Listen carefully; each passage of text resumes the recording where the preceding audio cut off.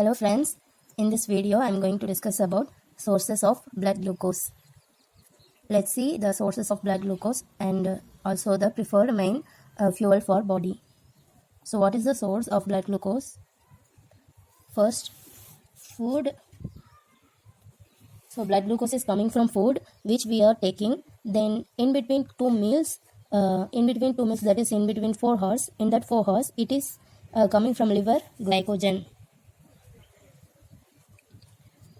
So liver glycogen is the source in between 2 meals. But liver glycogen can only supply blood glucose for 12 to 18 hours. If a person is not eating even after 18 hours, then what is the source of blood glucose? Then it should be gluconeogenesis.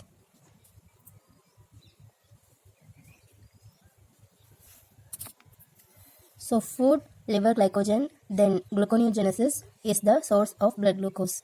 Then coming to this preferred or main fuel for body. First, carbohydrates are the preferred for any cell of the body.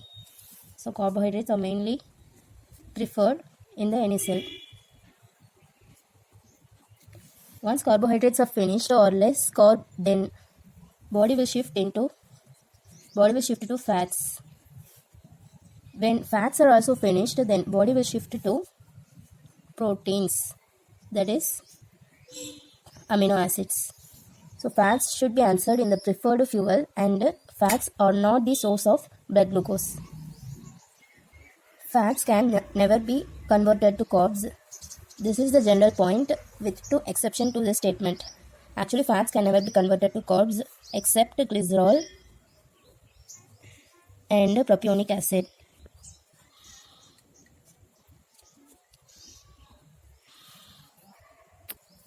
Glycerol can be converted to glucose, although glycerol is the breakdown product of fat, and propionic acid is also coming from breakdown of fats. So except two of this, fats can never be converted to carbs.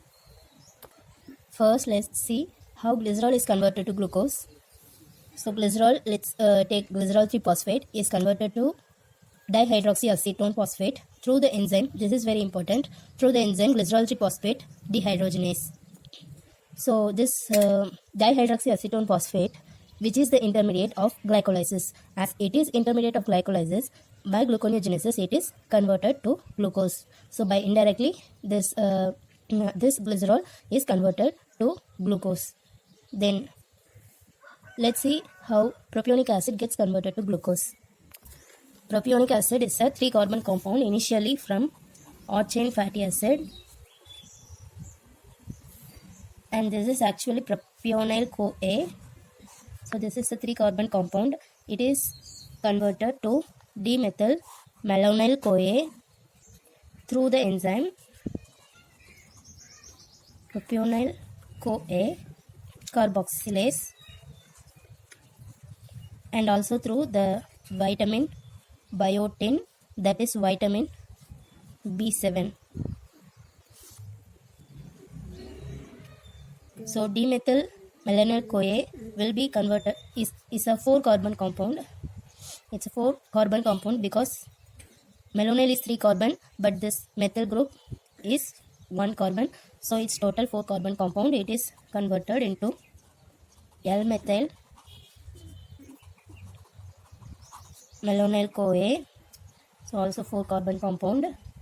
Then this L-methyl malonyl-CoA will be converted to succinyl-CoA.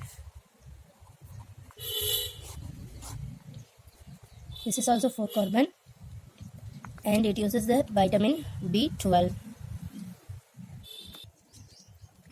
This D to L conversion is done by the enzyme racemase, and this L-methyl malonyl-CoA, the 4-carbon compound, is converted to succinyl-CoA through the enzyme methyl-malonyl-CoA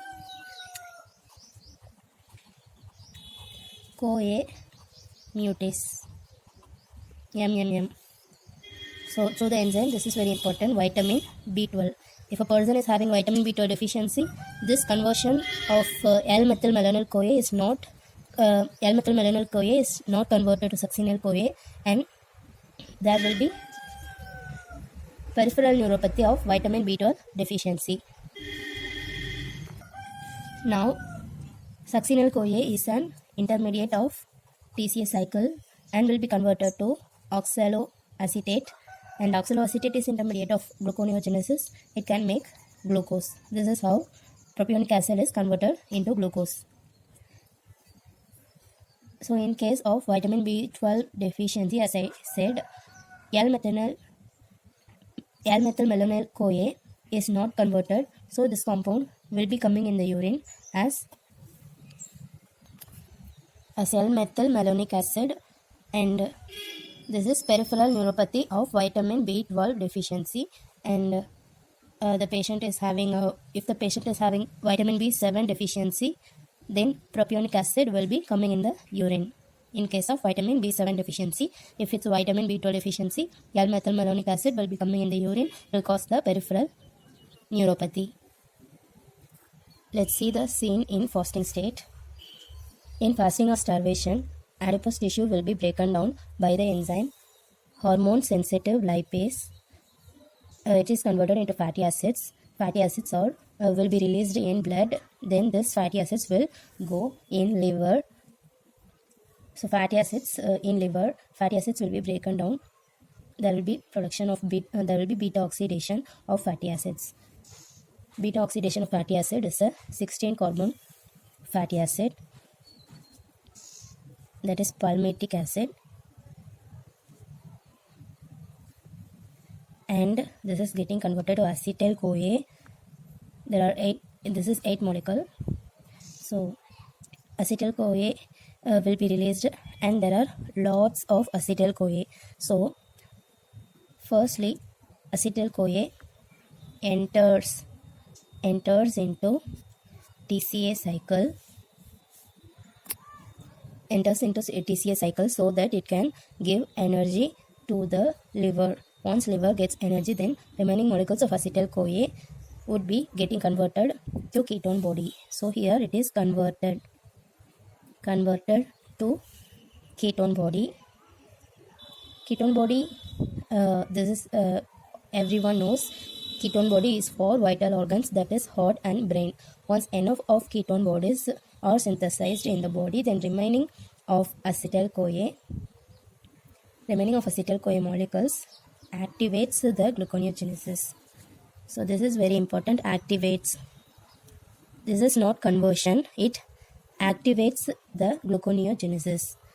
This is the first step in gluconeogenesis, that is acetyl-CoA activates the gluconeogenesis. Pyruvate carboxylase is activated by acetyl-CoA. So always remember, acetyl-CoA is never glucogenic. It can never be converted to glucose. And that's all about the sources of glucose, and next video I will be discussing about diabetes. Thank you.